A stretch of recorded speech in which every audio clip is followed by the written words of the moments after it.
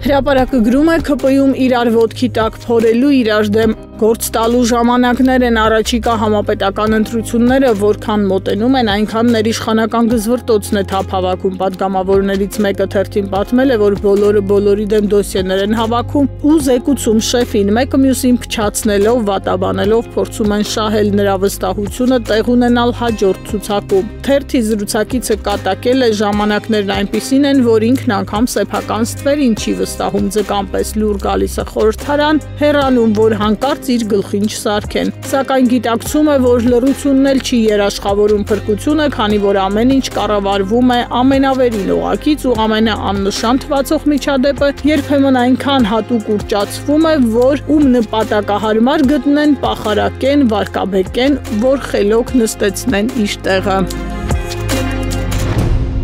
Ժողովուրդը գրում է երեկվա խորհրդարանական նիստը, որը կարող էր լինել քաղաքական առողջ բանավեճի հարթակ, վերածվեց քաղաքական հաշվեհարդարի ու ցուցադրական սպառնալից ներկայացման։ Փաշինյանը դիմելով Հայաստան խմբակցության ղեկավար Սեյրան Օհանյանին վարացիորեն ասաց՝ դու նստելու ես։ Սա այլևս քաղաքական պոպուլիզմ կամ հռետորական հնարք չէ, սա ուղիղ սպառնալիք էր հնչեցված օրենսդիր բարձրագույն մարմնում ժողովրդավարական կառույցների առջև։ Վարչապետի այս վարքագիծը հիշեցրեց դեռ այս տարվա մարտի 13-ին թերթի հրապարակած հոդվածը, որտեղ նշում էր, թե իրավապահ համակարգում բուռն քննարկումներ են, թե ով կամ ովքեր են լինելու հաջորդ պատգամավորները, որոնց հետևից գնալու է Աննա Վարդապետյանը, ու ըստ թերթի Տարոն Մարգարյանից ու Հովիկ Աղազարյանից բացի նաև խոսք էր գնում Սեյրան Օհանյանի մասին։ Փաշինյանը երեկ կարծես հաստատել է թերթի աղբյուրի այդ լուրը իր հայտարարությամբ դատավճիռ կարդացել այն անձի հանդեպ, ում մեղադրանքը դատարանում անգամ չի քննարկվել։